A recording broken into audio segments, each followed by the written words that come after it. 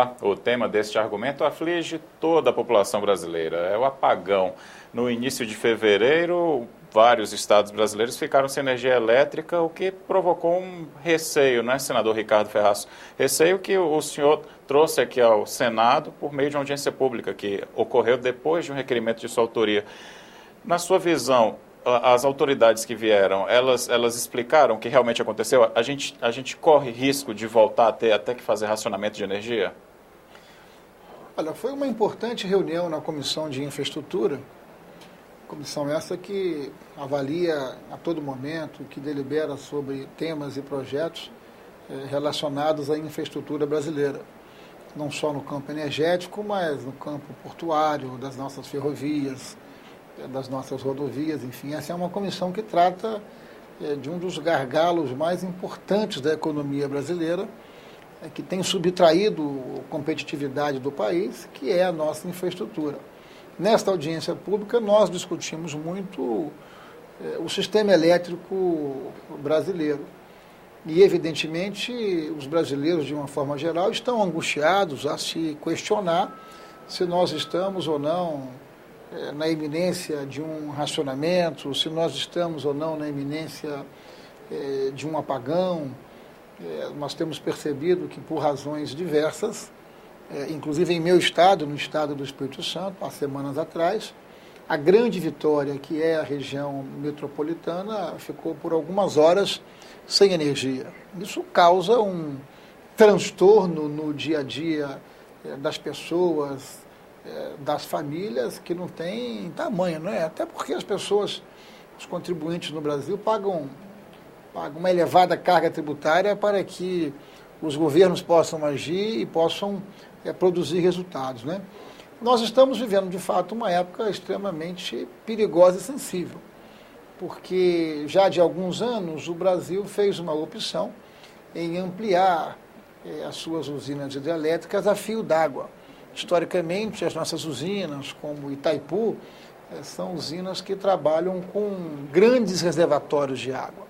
Esses grandes reservatórios de água, eles estão mais preparados para suportarem circunstâncias e períodos de grande estiagem. Eles ali podem suportar aquilo que se chama de estresse hídrico. As usinas a fio d'água, não. Elas não têm reservatório. Portanto, quando você tem períodos como esse de estiagem, você fica, de fato, muito vulnerável.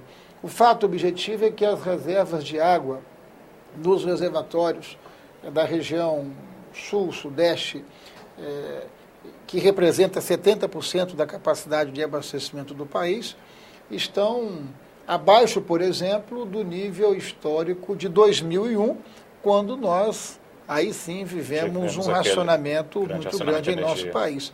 Então, tudo isso nos faz chegar à conclusão que o momento é de muita fragilidade. As autoridades que estiveram aqui, do governo federal, das entidades que representam aí diversos elos da cadeia do sistema elétrico brasileiro, nos afirmaram o quê?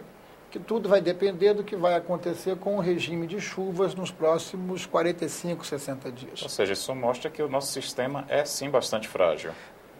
Não é bem assim. O nosso sistema ele é robusto, mas ele está fragilizado pelo um fato conjuntural. Nos últimos 10, 11 anos, nós incorporamos como disponibilidade de energia para os brasileiros alguma coisa muito próxima a 50 mil megawatts. 50 mil megawatts é quase 50% da capacidade instalada de energia brasileira. Então, nos últimos anos, por ano, nós conseguimos produzir por ano um adicional de 4 mil megawatts. Isso foi importante, significa dizer que nos últimos 10 anos foi feito investimentos não apenas em geração, mas também em linhas de transmissão, de maneira muito substancial. Nos últimos 10 anos, nós conseguimos ampliar em 50% a capacidade instalada no parque gerador de energia em nosso país. Agora, ainda que isso tenha sido um esforço muito grande, foi suficiente? Não.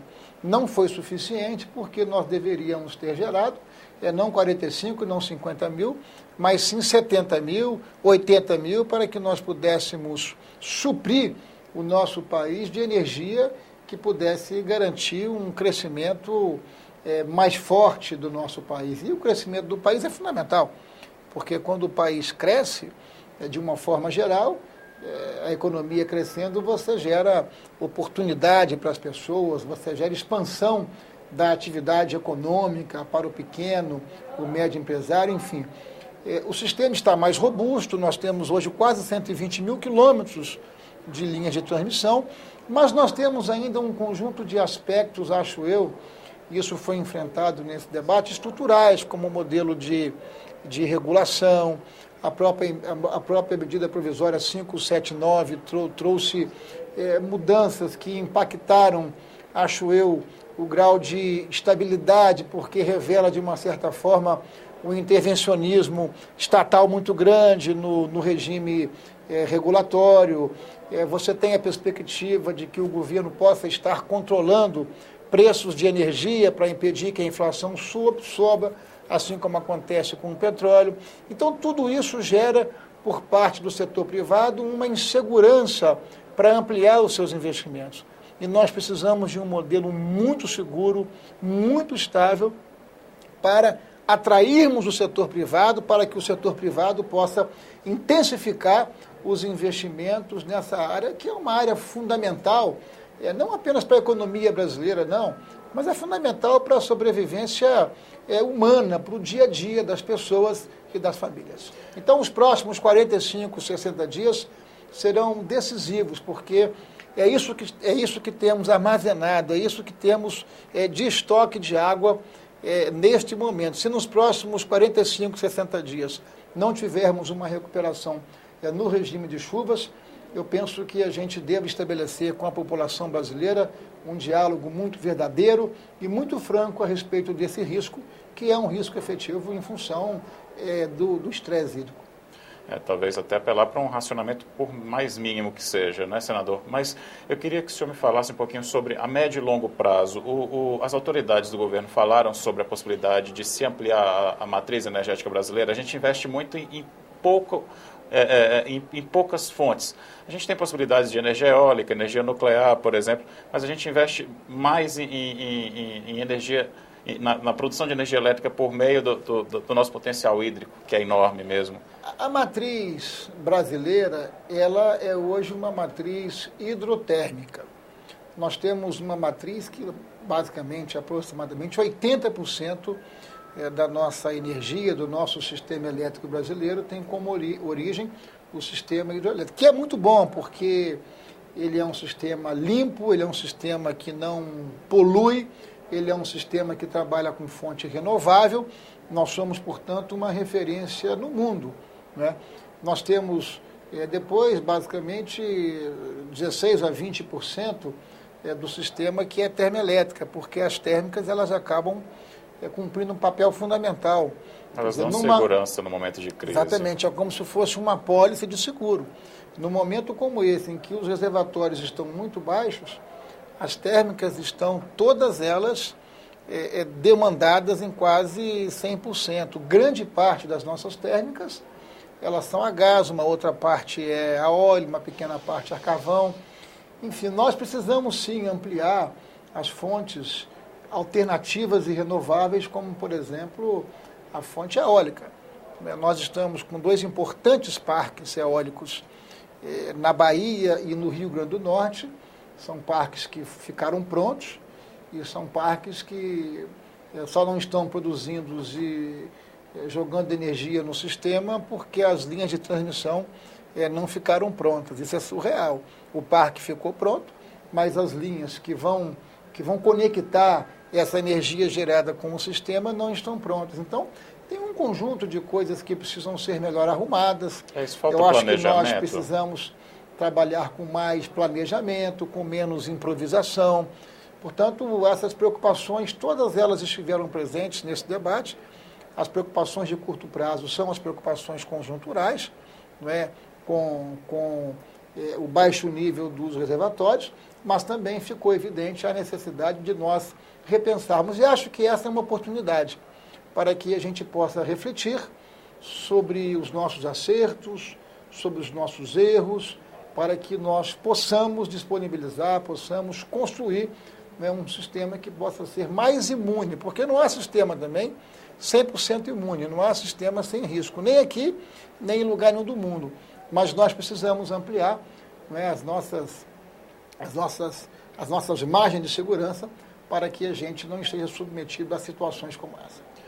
O que não dá mesmo é para o Brasil voltar a passar pela situação que passou, né, no início dos anos 2000, 2001, daquele grande apagão do racionamento. Os próximos 45, 60 dias serão determinantes e somente esse tempo é que vai permitir que uma resposta possa dar. O governo dizia que não tinha risco nenhum, o governo dizia que o risco era muito, muito baixo, agora o governo está dizendo que o risco é mínimo. O que nós não podemos é deixar de dialogar com a população brasileira em torno daquilo que for absolutamente verdadeiro e transparente. Muito obrigado pela entrevista, senador Ricardo Ferraz. Muito obrigado. Você pode contribuir com o Argumento e com todos os programas da TV Senado por meio do Alô Senado, pelo telefone 0800 61 2211 e também no site da TV Senado, na internet. Você pode mandar sua sugestão para o site www.senado.leg.br/TV. Muito obrigado pela sua companhia e até o próximo programa.